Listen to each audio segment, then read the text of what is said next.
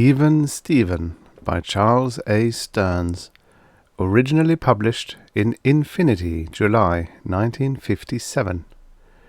Narrated by Tom Trussel.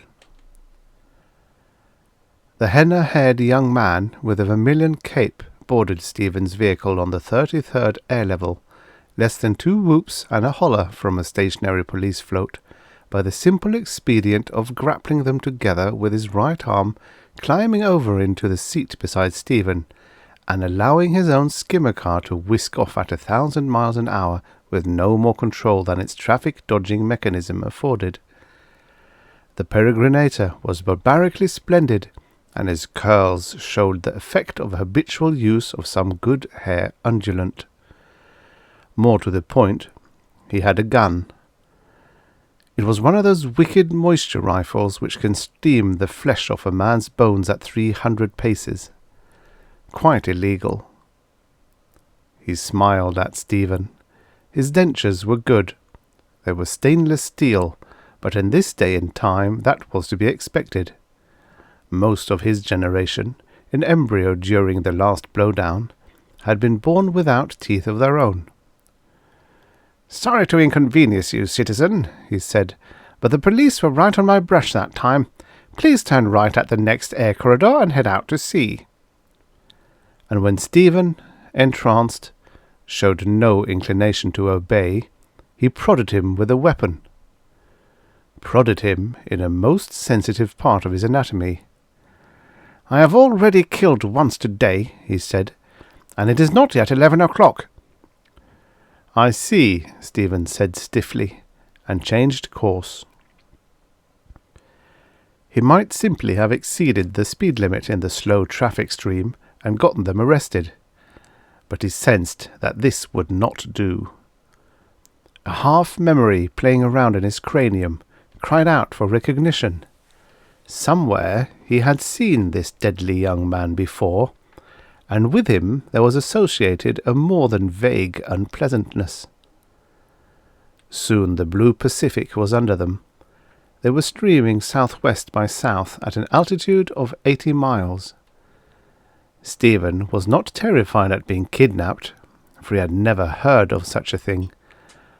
But there was one thing that did worry him. "I shall be late for work," he said. "Work," the young man said, "is a bore." Stephen was shocked. Work had always been the sacred principle of his life, a rare and elevating sweetness to be cultivated and savoured whenever it might be offered. He himself had long been allotted alternate Thursday afternoons as biological technician at Nanotic Manufacturers, Plant No. 103, by the Works Administration, and he had not missed a day for many years. This happened to be one of his Thursdays, and if he did not arrive soon, he would be late for the 4-hour shift.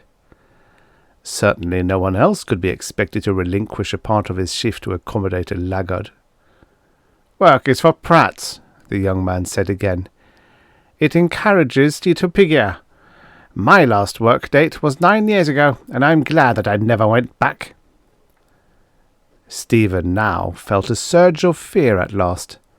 Such unregenerates as this man were said to exist, but he had never met one before. They were the shadowy unemployed, who, barred from government dispensation, must live by their wits alone. Whimsical nihilists, they, who are apt to requisition human life, as well as property, at a breath's notice. Small lightning sheeted in front of their bow. A voice crackled in the communications disk. "Attention! This is an official air barricade. Proceed to level 12 to be cleared." "Pretend to comply," the young man said. "Then, when you are 6 or 8 levels below those patrol skimmers following us, make a run for it toward that cloud bank on the horizon." "Very well," Stephen said. He had quickly weighed the gloomy possibilities, and decided that his best chance for survival lay in instant compliance with this madman's wishes, however outrageous they might seem. He nosed down, silently flitting past brightly painted fueling blimp platforms and directional floats with their winking beacons. To the east, the city lay, with its waffle-like subdivisions, its height-foreshortened skyscrapers, and its vast port, where space rockets winked upward every few minutes. "If you were only on one of those," Stephen said feelingly. His abductor smiled, a rather malicious smile. "Who wants to go to Mars?" he said. "Earth is such a fascinating place. Why leave it? After all, only here, upon this exquisitely green, clean sphere of ours, can the full richness of man's endeavours be enjoyed. And you would have me abandon it all." "I was only thinking aloud," Stephen said. The smile withered. "Mind your altitude," the young man said, "and try no tricks." 20 seconds had passed. 35. "Now." Tight-lipped, Stephen nodded, levelled off, and energized the plates with a full formidable power. They shot past the police stationery and into the great azure curve of the horizon at a pace which would have left Stephen breathless at any other time. There came a sputter of ether-born voices. The henna-haired young man turned off the receiver. In an instant there were skimmers in hot pursuit, but the cloud bank loomed close, towering and opaque. Now the wisps of white were about them, and a curious acrid smell filtered in through the aerating system.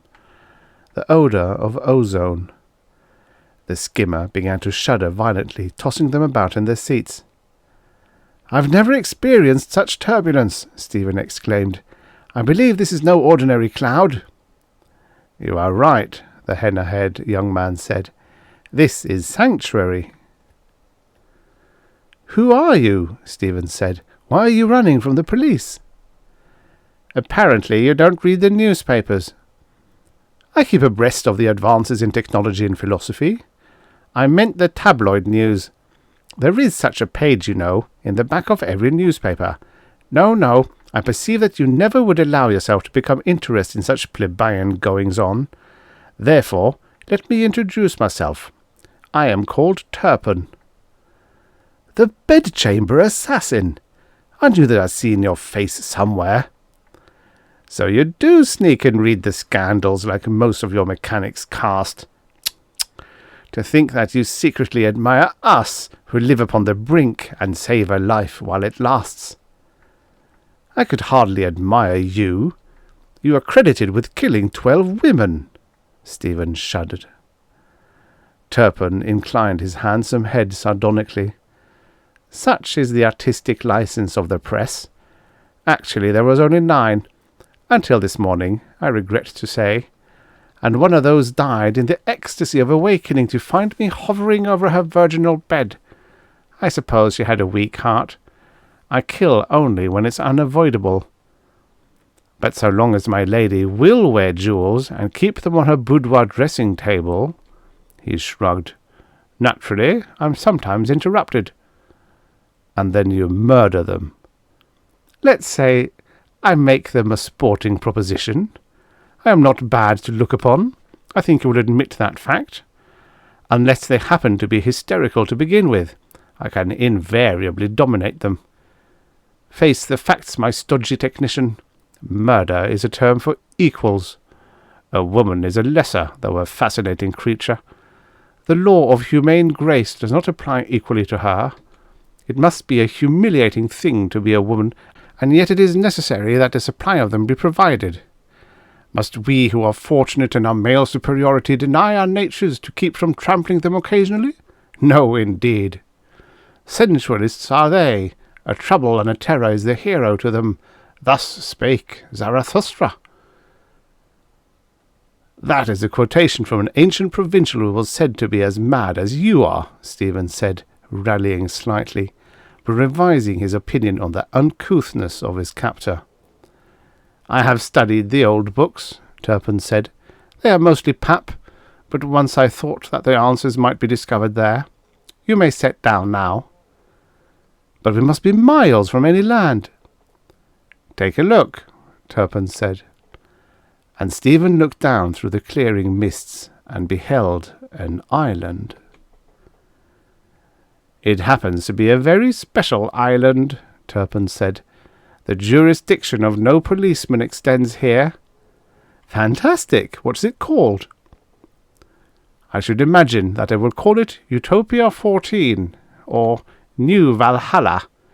Idealists seldom possess one iota of originality. This is the same sort of experiment that has been attempted without success from times immemorial. A group of visionaries get together, wangle a charter from some indulgent government, and found a sovereign colony in splendid isolation, and invariably based upon impossible ideas of anarchism." The skimmer car shook itself like a wet terrier, dropped 300 feet in a downdraft, recovered, and glided into a landing as gently as a nesting seabird. They were upon a verdant meadow. Stephen looked around. "One could hardly call this splendid isolation," he remarked. "We're less than 5 minutes from the city, and I'm sure that you'll be reasonable enough to release me now that I've brought you here and allow me to return. I promise not to report this episode." "Magnanimous of you," Turpin said, "but I'm afraid that what you ask is impossible." "Then you refuse to let me go?" No. I merely point out that the cloud through which we arrived at this island was not, as you noted, a natural one. It had the ominous look of a Moline field in the making.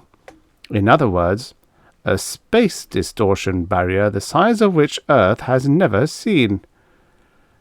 And Stephen, looking around them, saw that the cloud had indeed dispersed, and that in its place a vast curtain of shifting, rippling light had arisen, extending upward beyond sight and imagination, to the left and to the right, all around the circle of the horizon, shutting them in, shutting the rest of the universe out. Impenetrable, indestructible. "You knew of this," Stephen accused. "That's why you brought me here."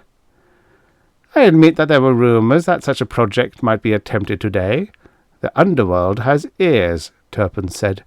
"That we arrived just in time, however, was merely a circumstance, and even you, my stolid friend, must admit the beauty of the aurora of a Moline field." "We are lost," Stephen said, feeling stricken. "A distortion barrier endures forever." "Faugh!" the bedchamber assassin replied. "We have a green island for ourselves, which is much better, you'll agree, than being executed. And let me tell you, there are many security officials who ache to pump my twitching body full of the official but deadly muscarine. Besides, there is a colony here, men and women. I intend to thrive." "But what of me?" Stephen wanted to cry out.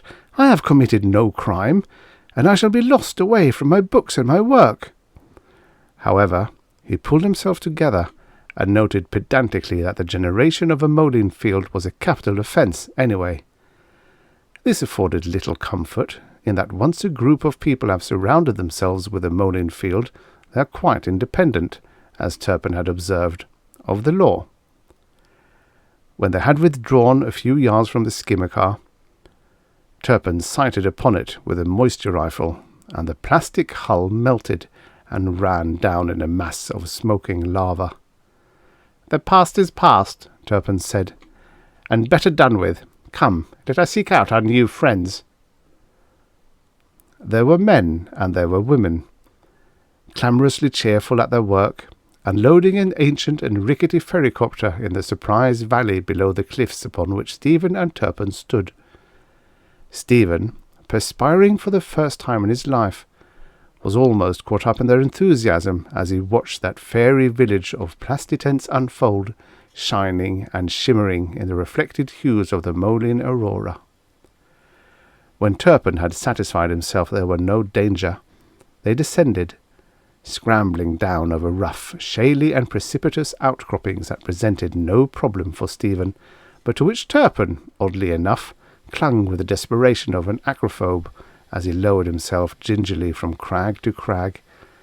This slightly built young man, who had seemed nerveless in the sky.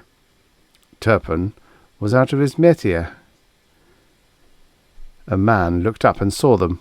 He shouted and waved his arms in welcome. Turpin laughed, thinking, perhaps, that the welcome would have been less warm had his identity been known here. The man climbed part way up the slope to meet them. He was youthful in appearance, with dark hair and quick, penetrating eyes. "I'm the planner of Flight 1, he said. "Are you from 3? "We are not," Turpin said. "Flight 2, then."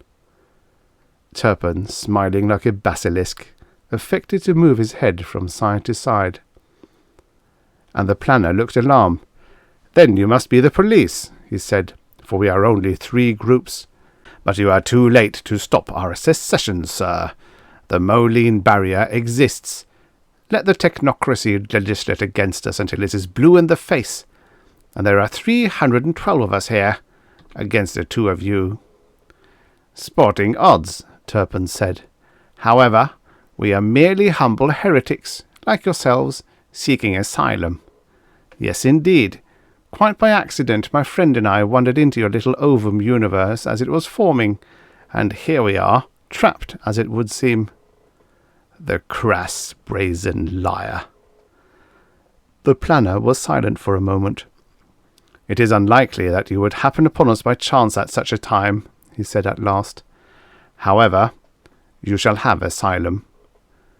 We could destroy you, but our charter expressly forbids it. We hold human life, even of the basest sort, to be sacred." "Oh, sacred, quite," Turpin said. "There is only one condition of your freedom here. There are 156 males among us in our 3 encampments, and exactly the same number of females.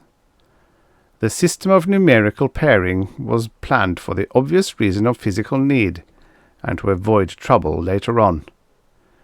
"A veritable ideal." "It might have been. We're all young after all, and unmarried. Each of us is a theoretical scientist in his or her own right, with a high hereditary intelligence factor. We hope to propagate a superior race of limited numbers for our purpose, ultimate knowledge. Naturally, a freedom in the choice of a mate will be allowed, whenever possible, but both of you, as outsiders, must agree to live out the rest of your natural lives as celibates." Turpin turned to Stephen with a glint of humour in his spectacular eyes. "Celibacy has a tasteless ring to it," he said. "Don't you think so?" "I can only speak for myself," Stephen replied coldly. "We have nothing in common. But for you, I should still be in my world. Considering that we are intruders, however, the offer seems generous enough. Perhaps I shall be given some kind of work. That is enough to live for." "What is your field?" the planner asked Stephen. "I am, or was, a biological technician." "That is unfortunate," the planner said with a sudden chill in his voice. "You see, we came here to get away from the technicians." "I," said Turpin haughtily, "was a burglar.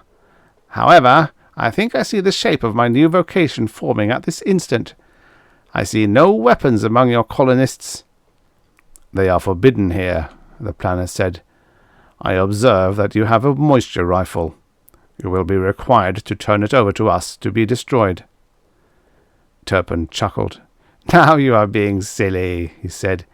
"If you have no weapons, it must have occurred to you that you cannot effectively forbid me mine." "You cannot stand alone against 300. "Of course I can," Turpin said. "You know quite well that if you try to overpower me, scores of you will die. What would happen to your vaunted sexual balance then? No, indeed. I think you will admit to the only practical solution, which is that I take over the government of the island." The officiousness and the élan seemed to go out of the planner at once, like the air out of a pricked balloon. He was suddenly an old young man. Stephen saw, with a sinking feeling, that the audacity of Turpin had triumphed again. You have the advantage of me at the moment, the planner said. I relinquish my authority to you in order to avoid bloodshed. Henceforth, you will be our planner. Time will judge my action. And yours. Not your planner, Turpin said. Your dictator. There could be but one end to it, of course. One of the first official actions of Dictator Turpin, from the eminence of his lofty translucent tent with its red and yellow flag on top, was to decree a social festival, to which the other two settlements were invited for eating, drinking, and fraternization unrestrained.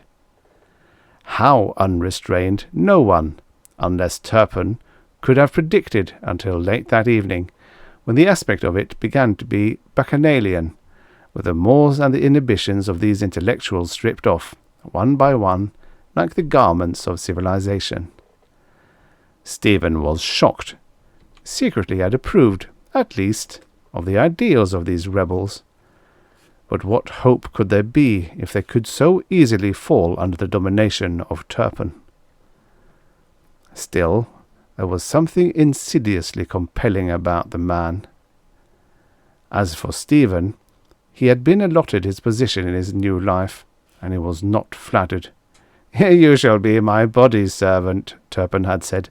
I can more nearly trust you than anyone else, since your life, as well as mine, hangs in the balance of my ascendance. I would betray you at the earliest opportunity. Turpin laughed. I'm sure that you would. But you value your life, and you will be careful. Here with me you are safer from intrigue. Later I shall find confidence and kindred spirits here, no doubt, who will help me to consolidate my power. They will rise and destroy you before that time. You must eventually sleep. I sleep as lightly as a cat. Besides, so long as they are inflamed, as they are tonight, with one another, they are not apt to become inflamed against me. For every male there is a female. Not all of them will pair tonight, nor even in a week. And by the time this obsession fails to claim their attention, I shall be firmly seated upon my throne. There will be no women left for you or me, of course, but you will have your work, as you noted, and it will consist of keeping my boots shined and my clothing pressed. And you, Stephen said bitterly. Ah, yes, what of the dictator?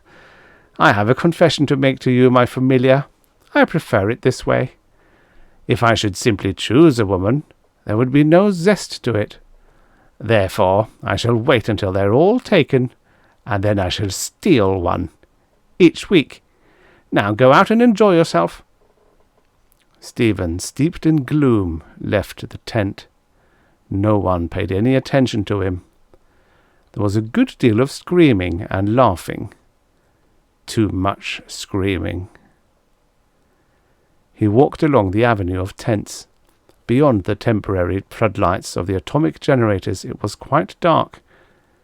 Yet around the horizon played the flickering lights of the aurora, higher now that the sun was beyond the sea. 1,000 years from now it would be there, visible each night, as common to that distant generation as starlight. From the shadow of the valley's rim he emerged upon a low promontory above the village. Directly below where he stood, a woman, shrieking, ran into the blackness of a grove of small trees. She was pursued by a man, and then she was pursued no more. He turned away, toward the seashore. It lay 1/2 mile beyond the settlement of Flight 1.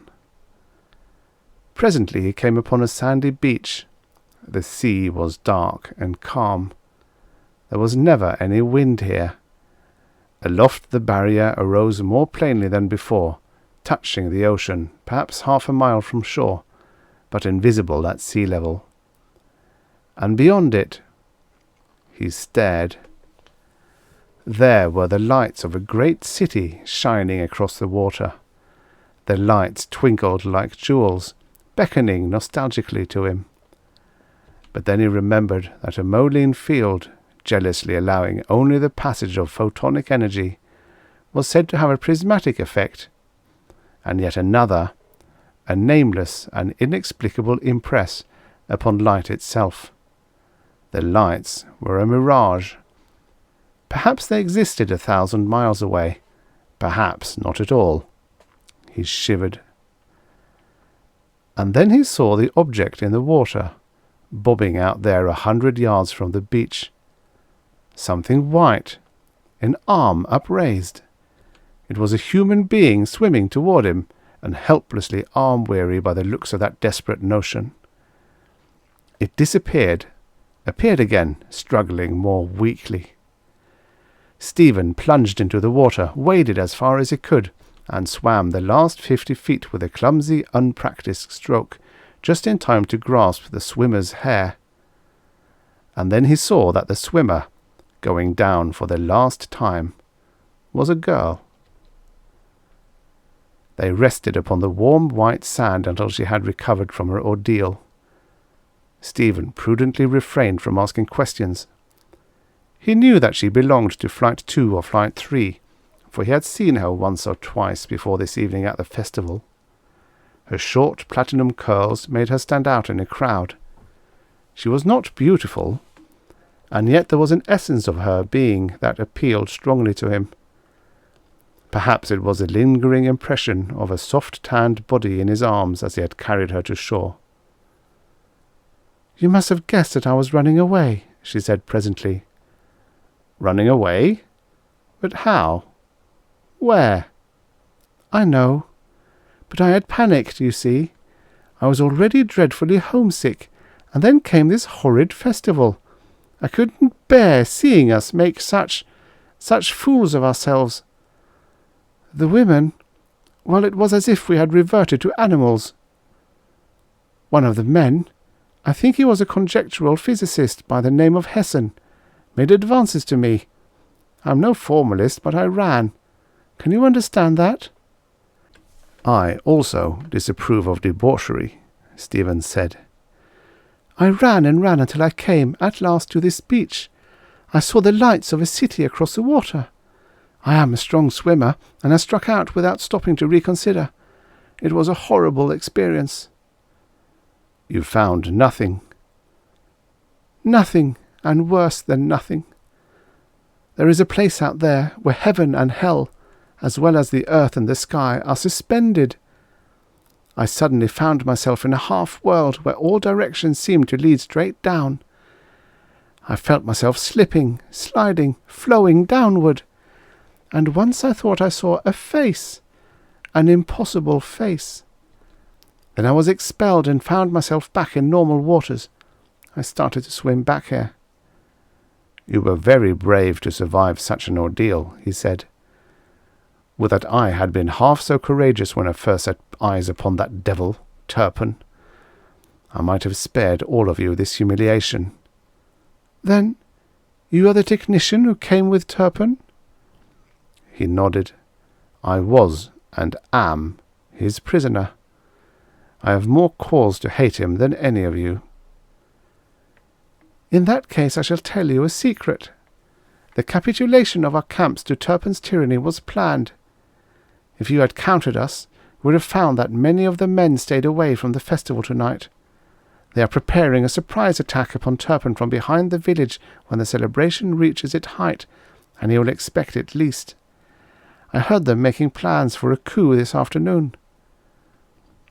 "It is ill-advised. Many of your men will die, and perhaps for nothing. Turpin is too cunning to be caught napping." "You could be of help to them," she said. He shrugged. "I am only a technician, remember? The hated ruling class of the technocracy that you left. A supernumerary, even as Turpin. I cannot help myself to a place in your exclusive society by helping you. Come along, we had better be getting back." "Where are we going?"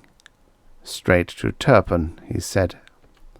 "I cannot believe that you would tell me this," Turpin said, striding back and forth, lion-like, before the door of his tent. "Why have you?"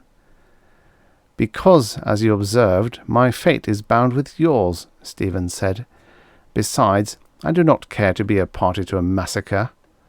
"It will give me great pleasure to massacre them."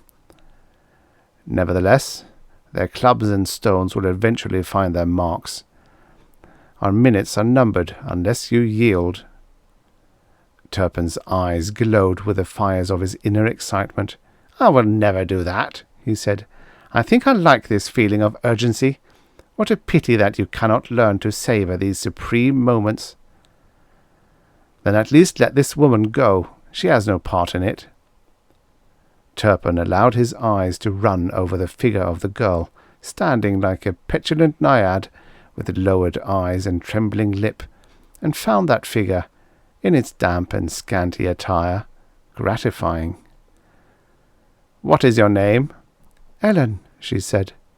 "You will do," Turpin said. "Yes, you will do very well for a hostage." "You forget that these men are true idealists," Stephen said. "Yesterday they may have believed in the sanctity of human life. Today they believe they will be sanctified by spilling their own blood, and they are not particular whether that blood is male or female. If you would survive, it will be necessary for us to retrench." "What is your suggestion, technician?"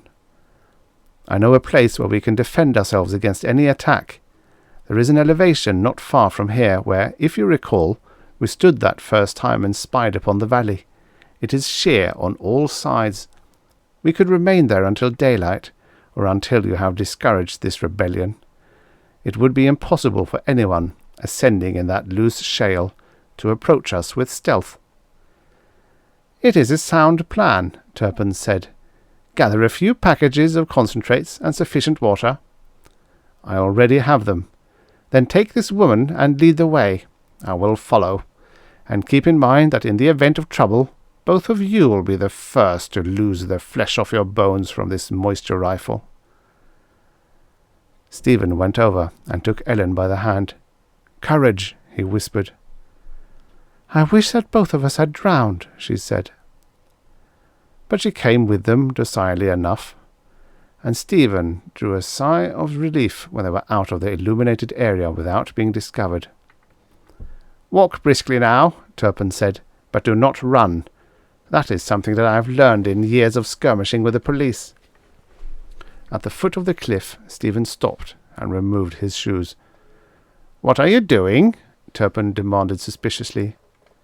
"A precaution against falling," Stephen said. "I prefer to remain fully dressed," Turpin said. "Lead on." Stephen now found that, though the pain was excruciating, his bare feet had rendered him as sure-footed as a goat, while Turpin struggled to keep his footing. Between them the girl uncomplainingly picked her way upward. And then they came to a place, as Stephen had hoped, where it was necessary to scale a sheer scarp of 6 or 7 feet in order to gain a shelf near the summit. He had to kneel in order to help the girl up. Turpin, not tall enough to pull himself up with his arms, cursed as his boots slipped. "Extend the barrel of your rifle to me," Stephen said, "and I will pull you up until you are able to reach that overhanging bush. It will support your weight." Turpin nodded curtly. He was not happy about this. He was never happy when playing a minor role, but he appreciated the urgency of the moment. Stephen pulled, and the bedchamber assassin strained upward. Then he grasped at the bush, and at the same moment Stephen gave a sharp Herculean tug. Turpin snatched for the bush with both hands. "Got it," he said, and swung himself upon the ledge. "Yes," agreed Stephen, "but I have the rifle."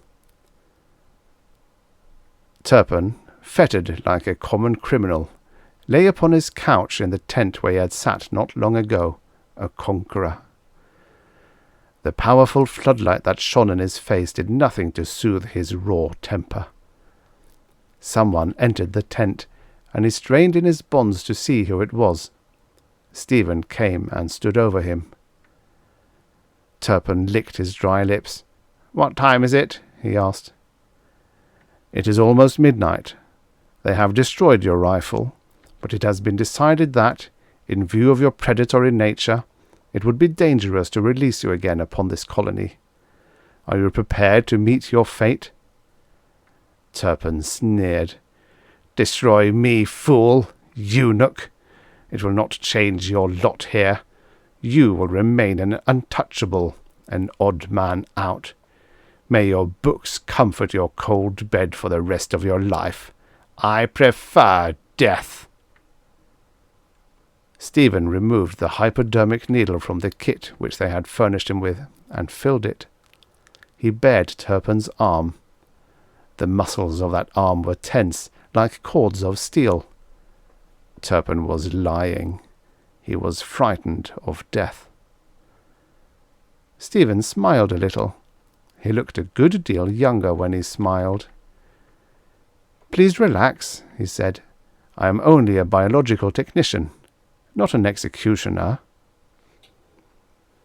2 hours later, Stephen emerged from the tent, perspiring, and found that the revel in the encampment continued unabated even at this time of morning. Few suspected what had been going on in Turpin's tent. These few now anxiously awaited his verdict. "How did it go?" the former planner of Flight 1 asked. "Was the equipment satisfactory? The drugs and chalons sufficient?" He nodded wearily. "The character change appears to have been complete enough. The passivity will grow, of course." A group of men and women were playing a variety of hide-and-seek, with piercing shouts and screams among the shadows of the tents, and it was no child's game. "Don't worry about them," the planner said. "They'll be over it in the morning. Most of them have never had anything to drink before. Our dictator's methods may have been cruder than we intended, but they've certainly broken the ice." "When will we see Turpin?" someone asked. It was Ellen. Stephen had not known what she was waiting. "Any moment now, I believe," he said. "I'll go in and see what is keeping him." He returned in a few seconds. "A matter of clothing," he said with a smile. "I warned you that there would be a complete character change." The garments were supplied. Stephen took them in. The floodlight had been turned off now, and it was fairly dark in the tent. "Hurry up," Stephen said gently. I cannot do it." "Oh, but you can. You can start all over now. Few of the colonists ever knew you by sight. I'm sure that you'll be warmly enough received." Stephen came out. Ellen searched his face. "It will not be much longer now," he told her. "And to think that I doubted you!" "I am only a technician," he said. "There are 162 male high scientists upon this island," she said, coming forward and putting her arms around him. "But only one solid, unimaginative, blessed technician. It makes a nice, even arrangement for us women, don't you think?" "Even enough," he said. And at that moment Turpin stepped out of the tent, and all of them looked, and looked, and Turpin, unable to face that battery of eyes, ran lightly and gracefully through the tent village towards the cliffs beyond, and all along that gauntlet there were catcalls and wolf whistles. "Don't worry," the planner said.